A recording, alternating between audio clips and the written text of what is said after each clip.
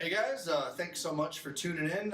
My name's Dustin. This is my first ever YouTube video, so I definitely hope it's less awkward for you to watch than it is for me to stand here and make in a room by myself talking to an iPhone. The reason, of course, is I will be attempting a northbound thru hike of the Appalachian Trail, which means I'll be starting in Springer Mountain in Georgia and ending hopefully at Mount Katahdin in Maine. So I will be doing a vlog of this adventure the best of my abilities. This is the obligatory pre-hike what's in my gear video. I don't yet have a trail name to provide because I'm not yet on trail, and I don't really feel comfortable giving myself a nickname. A lot of people do, and I think that's great.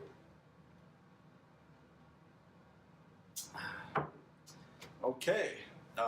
Moving forward, I'm going to start out by going through my big three. It's where most of your money goes when putting together some hiking gear, and it's where you have the most opportunity to save some weight. One thing I learned about backpacking equipment is it's similar to lingerie in the sense of the less of it there is, the more it costs. So, and maybe the happier you'll be with your choice. So, start out with the pack. Went with the Z-Packs Arc Haul. It's the big brother to the slightly smaller and lighter Arc Blast. The Arc Blast was more than sufficient in capacity for me. I didn't get this one because it was a little bigger. I got it because it's a slightly heavier material than the Arc Blast, and figure it might stand up to what I'm going to be putting her through over the next several months. So that's the reason behind that. It's it is what it is. It weighs I think 27 ounces with the optional hip belts I had put on there. It's a few ounces heavier than the slightly smaller Arc Blast, but for the investment and again what I'm going to be expecting out of it, I just wanted the peace of mind of a little heavier material. So that's that. Shelter. Z-Packs Duplex. It's not a freestanding tent. It takes a couple trekking poles, which I'd be carrying anyways to stand up. This thing is incredibly light, incredibly waterproof. It's really great. It weighs like 24 or 25 ounces, I think. I went with the spruce green color because that particular color is a slightly heavier version of the Dyneema composite material that this thing is made out of. Similar mindset to the pack, just might be an ounce or two heavier than the other similar option, but stand up to what I'm going to be putting her through a little bit better, hopefully. So there's that. The last part of the big three there, which is of course your bag, your shelter, and your sleep system. So that was my bag and my shelter. Sleep system is got two components. I've got a 20-degree down quilt made by Enlightened Equipment. It's the Revelation. These are very popular. If you watch more than a couple thru-hike gear videos, you've seen this for sure. This bad boy weighs under 23 ounces, and it actually would be an ounce or two lighter, but again, some of their color options on their website are a slightly heavier material than some others, and I went with that slightly heavier one for the same reason on the other stuff there. So I'm not going to set all this up for you. This is not a review video, just kind of a quick run through of what I'll be carrying. I'm sure once I'm on the trail for a while, I'll probably throw some gear review and setup videos on there, but this is what we're working with for now. This thing compresses down to about the size of a 1 liter roughly, so it's pretty great. And this is my air mattress. It's the Neo Air, or the Thermarest Neo Air. Quite light, 12 ounces, good insulation. So that's the other part of my sleep system. So that would be it for the big three. I should mention that all of those together weigh about 5.2 pounds. The backpacking gear that I owned before purchasing this and still own, which I love, is great gear. It's just not light. which isn't a big deal when you're only on trail for 3, 4, 5 days at a time and then going back home. But I'm not trying to carry all that to Maine. So just my Osprey Atmos 65-liter bag weighs 4.5 pounds.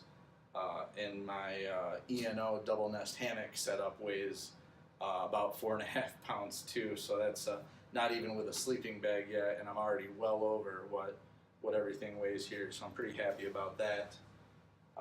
Moving forward, we'll get into the kitchen stuff. Stove, jet boil, flashlight. Make sure to enunciate flashlight there. This I already owned. It weighs about 10 ounces. It's, your stove, your pot, your koozie all in one. Definitely something I could have replaced relatively inexpensively with, just a titanium cook pot and a little stove, and I'd be about 4 or 5 ounces less, but I already own this. This is one piece of gear I felt I didn't have to replace.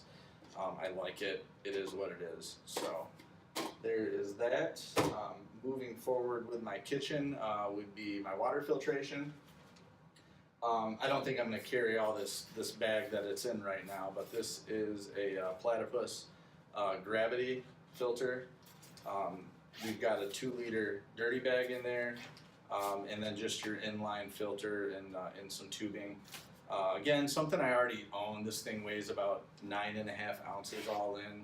I could certainly get, your standard, most people go with like a Sawyer squeeze that weighs like 3 ounces and might have a dirty bag for water reservoir that weighs a couple more ounces. But again, something I already own, something I liked. I could certainly shave a few ounces here if I really wanted to. Luxury item, coffee cup. That way I can make coffee first thing, pour it in here, and actually have coffee to drink while I'm waiting for breakfast to cook in my stove there. So definitely got to have that. Only weighs a little bit. So all in my kitchen setup for everything here is only about 22 ounces. So I'm still doing fairly good on weight. So that would be it for the kitchen. Moving into clothing, and we'll start with outerwear, I guess. Something I put a lot of time and research and consideration into. Rain gear. Outdoor Research Helium 2. It's a very lightweight, minimal raincoat. It doesn't even have pockets on the side because apparently zippers weigh things. This thing weighs like 6.4 ounces. Even in a large, and it packs down in its pocket here to about the size of a closed fist, so that's pretty great. Puffy coat. There's always that argument or debate over like synthetic versus down. Down has a better warmth to weight ratio and is more packable. But it's worthless when it's wet. Synthetic will still insulate when it's wet, but historically not as light and packable as down. For the longest time, I was pretty set on the Patagonia ultralight down hoodie. I hadn't purchased one yet, and then they came out with a new synthetic micro puff coat that is advertised as having equal warmth to weight ratio as down. But it has the benefit of being a synthetic, so they kind of took the best of both worlds, and apparently they took the cost of a synthetic and a down jacket and also added those together. So nonetheless, that's what this is. This guy weighs like 9 ounces and packs down nearly as small as what that rain jacket is. It's highly unlikely that I think anyways, unless it's real crazy cold out, that I'll actually be hiking in this. This is more of a camp coat when you've stopped moving, or if it's a really cold night, I'll actually probably sleep in this as well. So last piece of outerwear, I bought a skirt, an Enlightened Equipment rain skirt. Rain pants, you hardly ever wear your rain gear on your lower half. Rain pants, if you go lightweight, are expensive. They don't breathe. They're hard to put on. You've got shoes on. You're trying to peel them off and on as needed. A rain skirt to me is just really the way to go. It's light. This thing weighs like 1.5 ounces and cost me like $40. and I can also use it as a dry cloth if I want to on wet grass to sit down or anything. And I'll just mention too, I've seen people go this route, and a lot of manufacturers too, they call these rain kilts. I guess it's a masculinity thing, but I got news for you fellas. It's not plaid, it's not wool, and I haven't seen any of you holding bagpipes, so you got yourself a skirt, own it, it is what it is. Yeah, that's how I feel about that. Last couple pieces of outerwear, I got myself some smart wool. These are technically glove liners, very thin. If I need added warmth, I have an extra pair of socks that I can put over them, but this is what I'm carrying for gloves. And then I do have a little smart wool beanie as well. So that's it for outerwear. Camp shoes. Hiking all day, cold, wet feet. Really nice to put on some dry shoes at night, let your feet breathe. I went with these Zero shoes, sport sandals. Zero's spelled with an X. These are actually designed and marketed as for like minimalist barefoot runners. There's nothing to them. They weigh, I want to say about 12 to 13 ounces for the pair. They're super cozy. I can use these for river crossings as well, town shoes, camp shoes, and yeah, they're really comfortable, fit really well. So a lot of people go with Crocs for camp shoes. My biggest concern with that is that they're Crocs.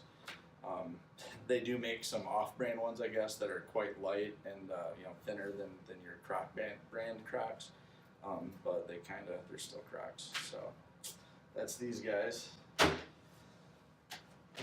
Okay, electronics. We'll get into some of that. I've got a dry bag for my electronics here. I've got a RAV Power 10,000 milliamp backup battery.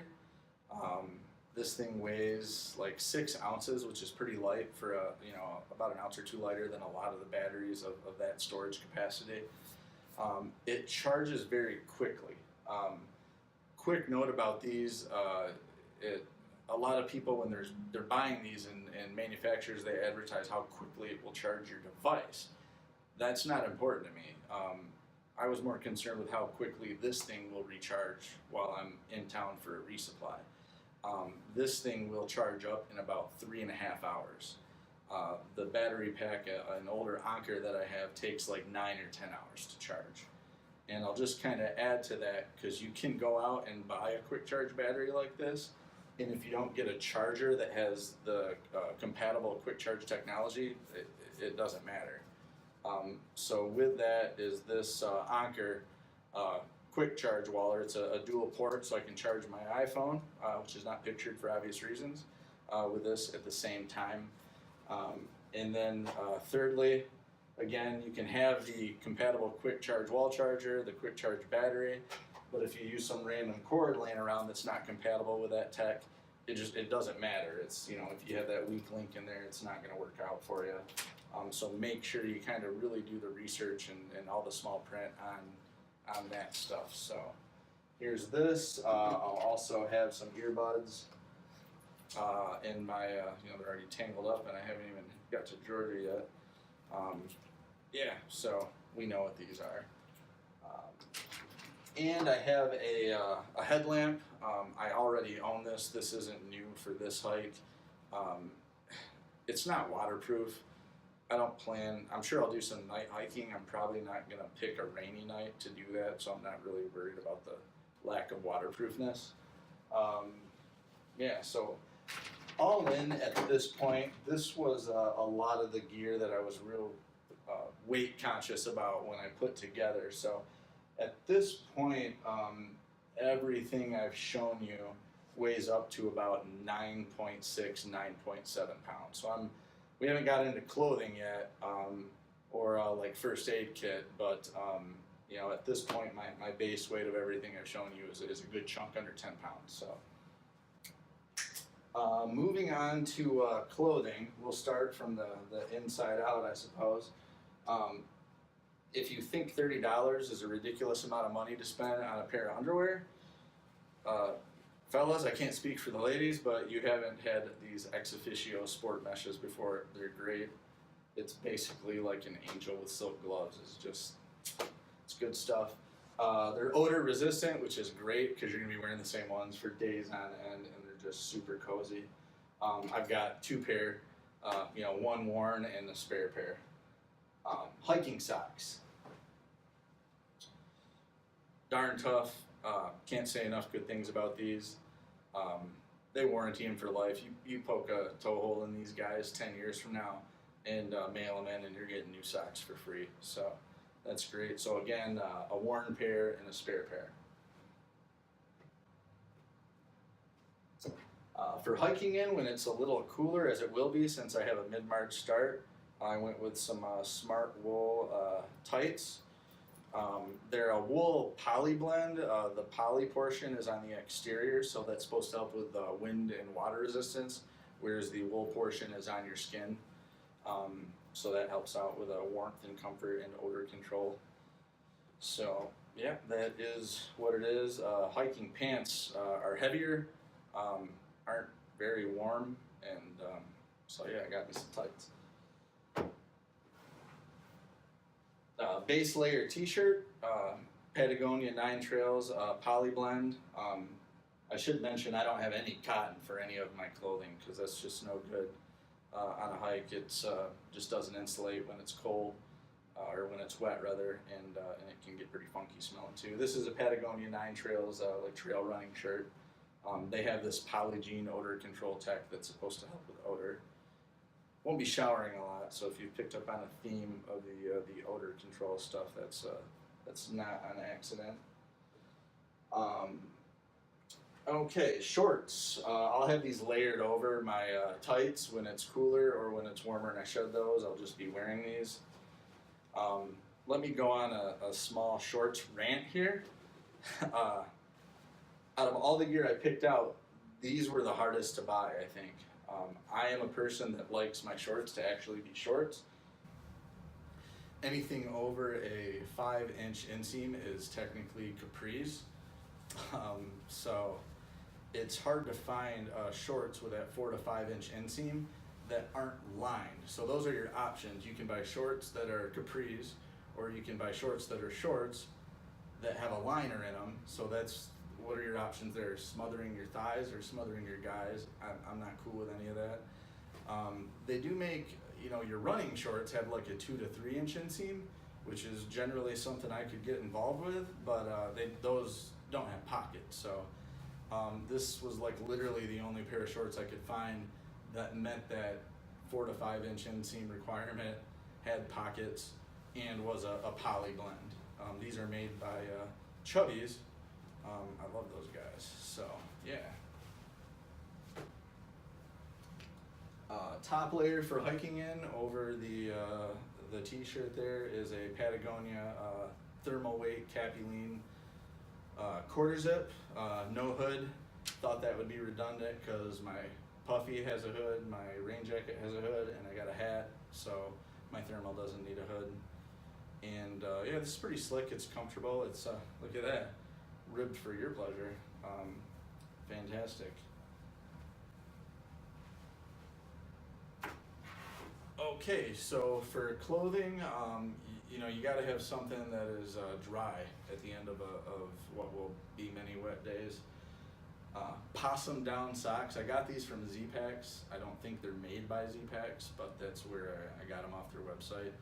Apparently, possum down has hollow hair like a polar bear, so it insulates really well. Yeah, pretty light, really warm. And I got a setup of Patagonia mid-weight thermals, again with the Applachian anti-odor technology. We'll find out how well that works. I'll certainly have opportunity. So yeah, just some bottoms and top there. Great. So, in that electronics dry bag that I held up earlier will be my first aid kit. not just first aid for myself, but for my gear. So I've got in here are patches that will patch everything I've got, my tent, my pack, and my air pad. I've got some duct tape wrapped around a piece of cardboard in there with a needle in it, which would probably be used for popping blisters, I imagine. And for a first aid kit, it's just basically some moleskin, an assortment of Band-Aids, some single-use antibiotic ointment, and some alcohol wipes, and a pair of nail clippers, and I've got some replacement batteries for my headlamp.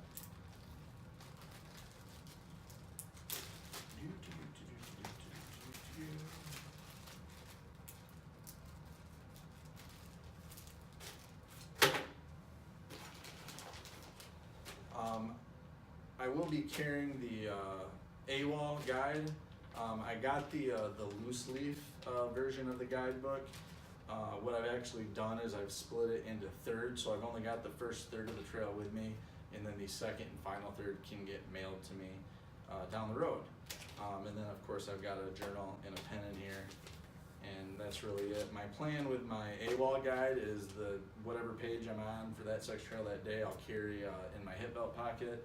This will be in my pack, and at the end of the day, once I'm past that mileage, that can get thrown in a fire. So that's what I'll be carrying. I do plan on using the Gut Hooks app on my phone too. So what else are we working with here? I've got for food storage, I've got the Z-Packs bear bag kit. So this is a roll top dry bag to hold my food in. Got this little empty guy in here that will be filled up with sriracha because sriracha. There we go. Also, what came with that bear bag kit is the rope and a little carabiner, and then this is put some rocks or dirt in there for some weight, so you can throw it over a tree branch to put your food up. So that way you don't have a bunch of delicious food in your tent with you, attracting large predatory mammals at night. So that's a good thing. Shoes. I don't have hiking boots. I've got trail runners. These are the Brooks Caldera 2. I went somewhere and got fitted, and they took a lot of feet measurements and spent a lot of time with me of like what kind of shoe was best for my feet. I recommend doing that. People are always talking about like what shoe's the best. Everybody's feet are different. Go somewhere that knows what they're talking about and spend some time, because these will keep you happy and healthy. A lot of folks, their gut reaction is, oh, you're going on a hike, you want waterproof shoes. The problem with that is your waterproof shoes will eventually get wet, and one thing that waterproof shoes don't do is dry out. So that's why I went this route. I ordered this generic version of the Z-Seat. It's just a little foam thing to sit on, basically, so I'm not sitting on logs and rocks or on fires at night. A little bit of comfort. I plan on treating this as well as all my clothing with permethrin too. It's part of my master plan to not get Lyme disease, so that'll help keep bugs off me too if I'm sitting on that at night instead of the dirt, or at least healthy. So that is what it is.